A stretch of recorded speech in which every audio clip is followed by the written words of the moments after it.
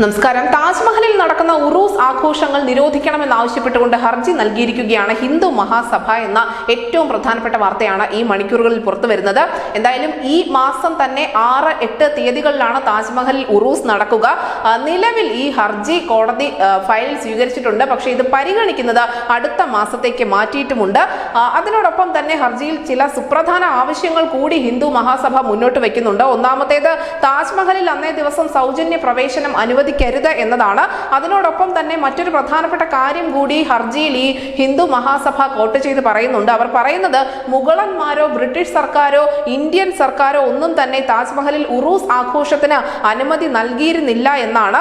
എന്തായാലും ഹിന്ദു സംഘടന നൽകിയ ഹർജിയെ തുടർന്ന് മുസ്ലിം സംഘടനകൾ വലിയ പ്രതിഷേധവുമായി തന്നെ രംഗത്തെത്തിയിട്ടുണ്ട്. എന്തിനാണ് ഇപ്പോൾ ഇത്തരത്തിലുള്ള ഒരു ഹർജി നൽകിയത് എന്ന ചോദ്യമാണ് മുസ്ലിം സംഘടനകളുടെ ഭാഗത്ത് നിന്നും ഉയർന്നിരിക്കുന്നത്.